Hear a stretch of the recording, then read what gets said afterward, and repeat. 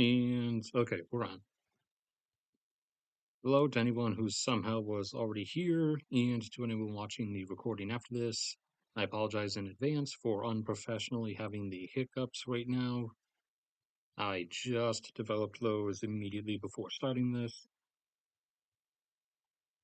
but I have almost everything up and available and ready. I think the only thing we're missing is the Google Drive. We can get YouTube to load. Here we go. Come on. No. And bring it up. Okay.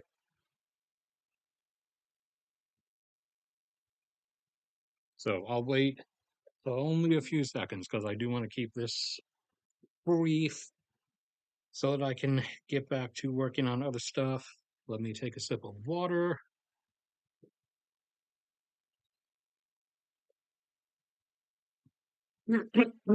Ah, anybody up already? Probably not, but oh, there are people here already. So, uh, Venezuela did happen as expected, although just like with the Iran stuff back in June, uh, came kind of with like an RKO out of nowhere moment because I had just ended the stream, you guys might recall from last night, and and then after last night it literally started happening like a few hours after I ended the stream. The same thing happened with the air campaign against Iran back in June. So this seems to be a pattern that might be forming here. But anyways, for uh okay, hold on. We have to fix this. Down that, draw outside. Then we go back up to the okay, you guys are there. Thank you. And come back here and now it works. Okay. So that's another two on the table for me. That puts me at 20 20 to 4, 20 versus 4 for right versus wrong calls on things over the last 5 years, going on 6 now. So apart from the obvious, Venezuela did happen, and obviously we did not go through this year without it happening. It also was, and probably still will be, if a quote unquote, as it was phrased, second wave needs to be done. It was also really small. There was no actual invasion, quote unquote. It was not an Iraq or Afghanistan scenario. It was a number of actually, that's even too big. You need to go in closer.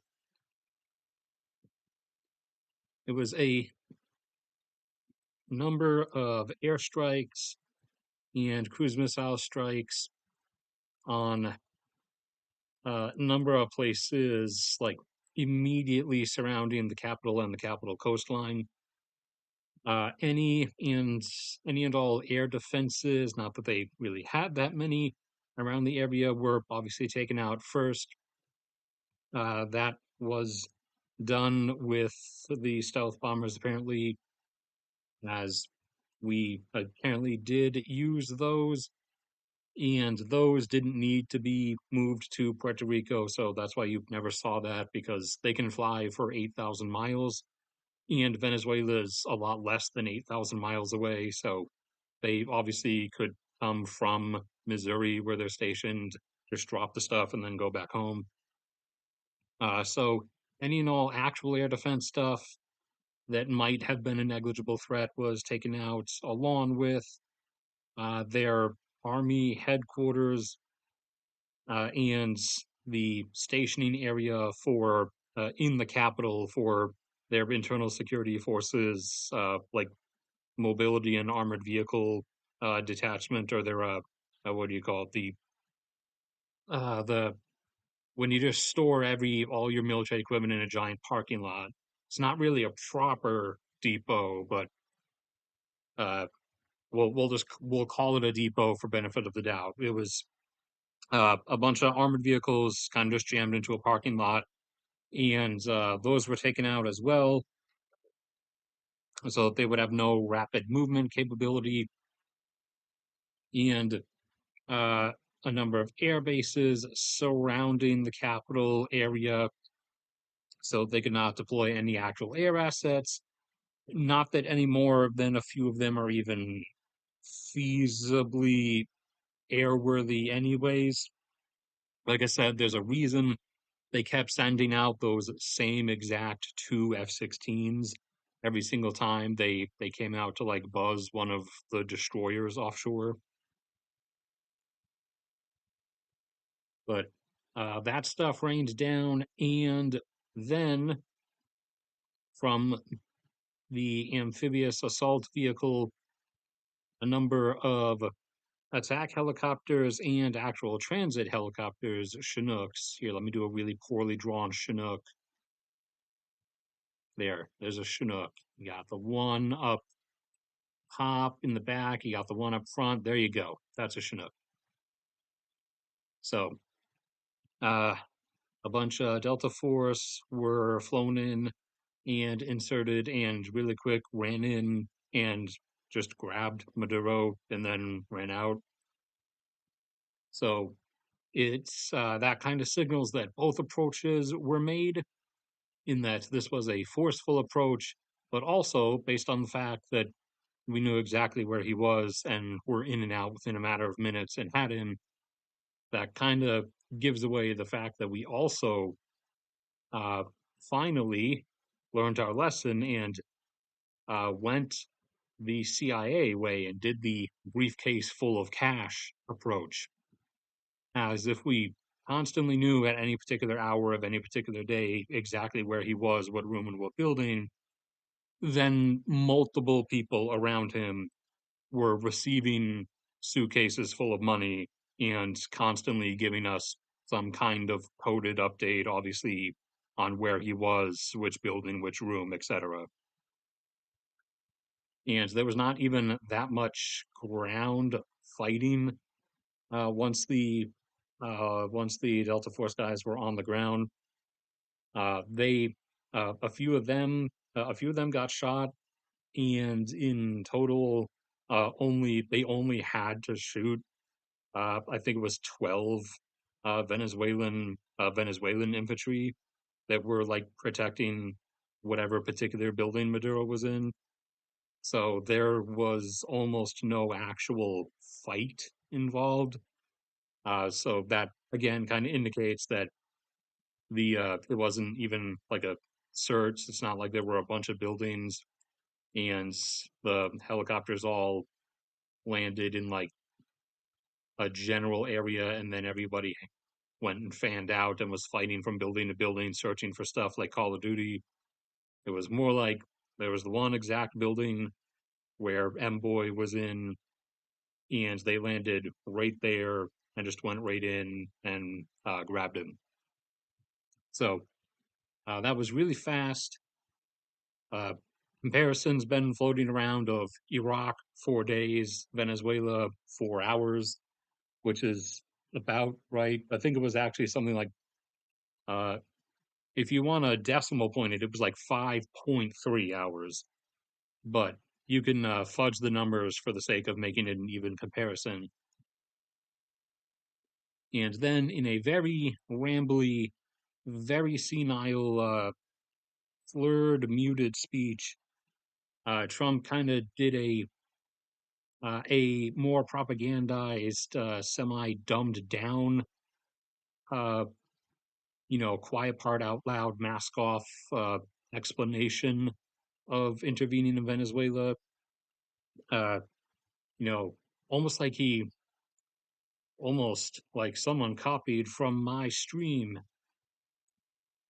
but not really. This has been in the planning for a while. So the reasoning, in better terms, is that Venezuela has quite a lot of hydrocarbons in the Orinoco Belt, which lies underneath the Orinoco River Basin area here.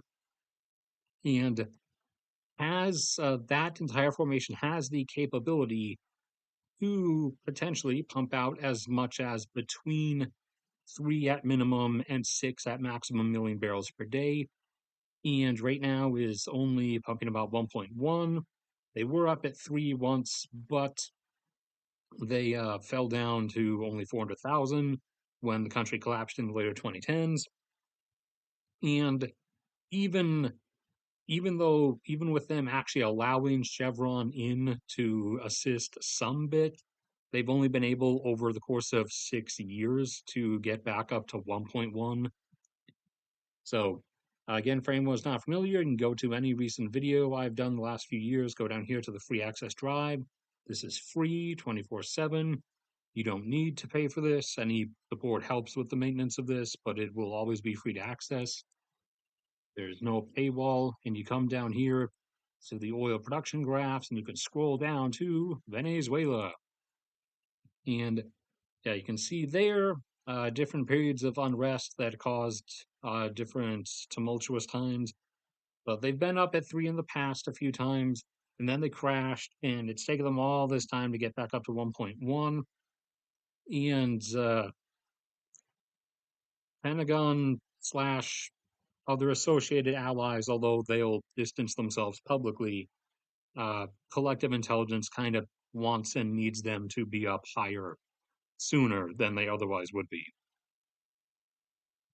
So the general aim has always been, even when this was first tabled 2+ decades ago, get the regime in question out, get a friendly, smiley face person in, let all come in that need to get this all up and running and outputting at a proper level. And the reason this was done now is because the Pentagon wants to get Venezuela out of the way as quickly as possible because this is coming soon. And we don't want any absconded assets elsewhere in the globe that we want uh, over here to be used here. We don't want to have anything tied down in other locales, which is also why we are, greenlighting Israel to do Iran again, and we'll probably be participating in that as well. We just tonight started moving stuff over into the usual positioning spots in Europe, in the UK, before they then tend to get flown down to Jordan or down to the UAE, Qatar, Saudi Arabia. That's why we're also trying to speed boost the whole Iran thing as well, so that one more red player gets removed from the map, and less military assets and focus have to be tied down elsewhere. And also getting the Venezuela oil production up and running quickly because Russia's is still going down. They did stall it for a little bit in 2025, but they've resumed going back down now that drone strikes have occurred on some of their Caspian Sea offshore stuff. But in the upcoming down spiral, they're going to lose a fair bit of theirs. Plus, U.S. oil production is in the process of peaking right now and will soon be turning over into a drop. And obviously, Iran's going to lose its bits for a while. And there's going to be all kinds of wacky, who knows what, that comes about because of this.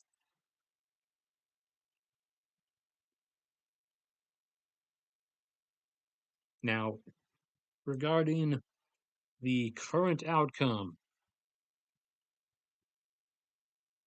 the vice president who's now taken over in place of Maduro, uh, one kind of admitted that all the elections were fake by saying that, in her response statement, she said that Venezuela only has and will only ever have one true president, and that is Nicolas Maduro, which only one true leader of the Reich, only one true leader for the last 25 years of Russia, 26 years now. That kind of uh, that seemed like a Freudian slip, I guess. But she is posturing, and I don't know if it's just a posture for the moment or if she actually is. I'm just going to redraw the same question mark, or if she actually is secretly going to just go along with whatever we want. But if not, then, as was stated by a much less competent person, we will just repeat the process kind of and hit other locales this time, take out more of Venezuela's limited military capacity. And the aim in doing so, going for a second round, or even just threatening so, would be to A, if we have to, we'll just do the kidnapping thing again and remove her herself. But also, with each stage we do this, with, 1, 2, 3, 4, with each stage we do this, each person, new person that cycles through, each round of stuff where we continue degrading Venezuela's, you know, military quote unquote capacity, that increases the pressure with each wave on the military command staff and people surrounding the person in power, who some of them eventually you're going to get down to some of them who do kind of care about Venezuela and aren't just in it for power and kind of, want to not see their country's armed forces like completely destroyed. So at some point, the idea is that the pressure tips them into willingly ousting the person themselves or just coming forward to speak to whatever CIA reps are in there on the ground and say that you can take this person out and put us in power and we'll agree to all the oil stuff. So whether he, the one who currently took over, is is actually legitimate. Her speech was like genuine about continuing to resist, or whether that was just like a publicity face saving thing. But in reality, she's like talking to us behind the scenes. I don't know. I have no way of knowing that until obviously I see like some kind of result one way or another come about that. But uh, I mean, I don't think we'd really wait longer than a few days to make that decision, and definitely not longer than like just a few weeks, because then that would make it seem like this was all just a one really quick like pull your shirt up to flash your abs moment or something. But so it happens. That's how it happened. How quickly it happens. The reasons why it happened, obviously, and where it stands at the moment with her now in charge in Caracas, and wondering whether she's genuine about the her fealty to Maduro's speech and we'll fight, fight, and resist forever.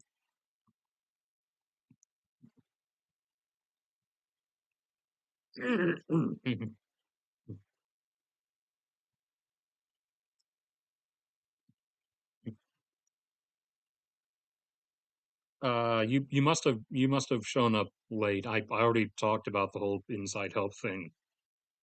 We knew exactly what building and what room he was in, so it's kind of obvious that we were doing the whole CIA briefcase full of money thing, and we're clearly giving multiple people suitcases of money to constantly tell us exactly where he was.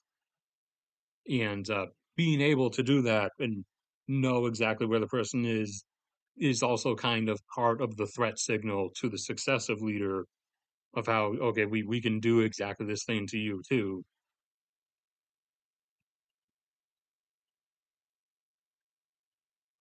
Success for Trump? No. Trump's on his mental and aging narcissism down spiral. Success for the U.S. It will be once once the finality comes. Whether we have to do wave two, kidnap the woman, and hit a bunch of more stuff, or even do a third wave, et cetera, et cetera. It will be eventually whether this was it and she is secretly complying, or whether we have to do multiple rounds of this uh, for the aims that the U.S. strategically wants. Yes, it. If this is it and she is secretly complying, then it already is a success. If not, then it will be once we're done with however many rounds of it need to be done before we cycle the musical chairs through to someone who will just sign the papers for all the oil stuff. Because remember, despite the speeches by Mr. Old and Rambly, Orange Wrinkles, we don't really care about the whole human rights thing. I mean, remember, we do not bat an eye at anything that Saudi Arabia does, like ever, for instance. But the like, as long as whoever it eventually is, again, agrees to sign, I'll just call them the oil papers.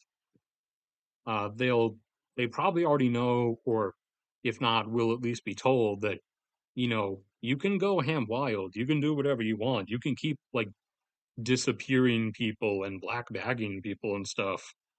You don't have to actually do democracy, but you can't do. We just don't want you to do the whole anti-America uh, thing anymore, and stop barring outside oil industry from entering, because we need you up at least 3 million barrels a day, if not the full 5 or 6 million barrels a day.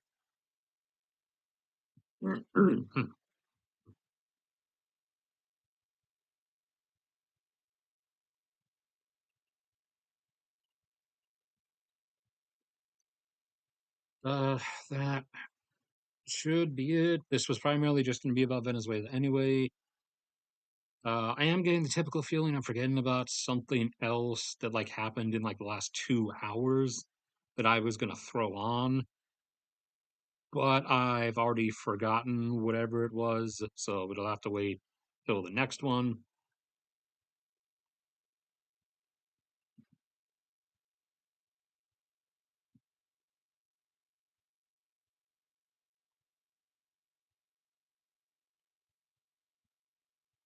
Uh, can't tell you. I'm not a stock predictor. I'm a general long-term slash medium-term trend of things predictor.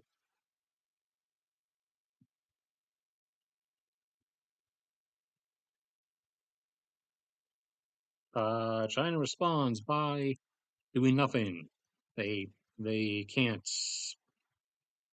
They don't want to just and okay, nope, never mind. It is working. What do you think they're gonna do? Just like randomly start a war directly, specifically with us against us over this? No, they want Taiwan. That's their main thing that they're going to throw their entire military at. So they're not expending anything else anywhere for the sake of anything else, because they know that we're going to intervene directly when they do this anyways. So why would they like go over and start a losing fight with us somewhere else over something?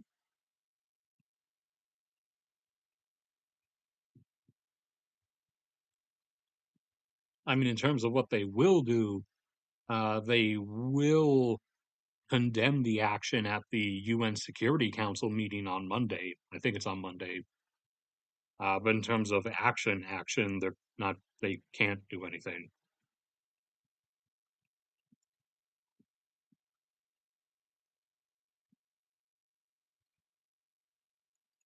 All right, that's probably going to be it. So I will see you guys around soon. Wasn't sorry, it's short and uh unconventional. Sorry, yeah, that's the word I was looking for. Short and unconventional. I wasn't expecting to do this because I wasn't expecting the thing to suddenly happen literally like an hour or two after I stopped streaming last night. But if you ever expect to see me suddenly hop on, don't waste your time. That's not going to happen. I know some people are uh, some some streamers like to get like the maximum audience possible and will like jump online at 3 a.m. in the morning or whatever, whenever something big is happening that's happening at like off hours. Just forewarning for future reference, I don't do that. If I'm winding down at night, like working on my writing, then that's what I'm gonna keep doing. I'm not gonna see the Venezuela stuff start and then suddenly prop up the desk and start streaming at 3 a.m.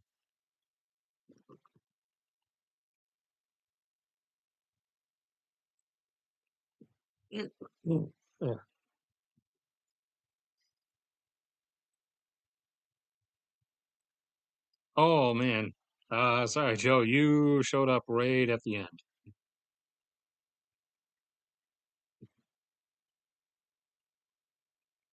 That's going to be it.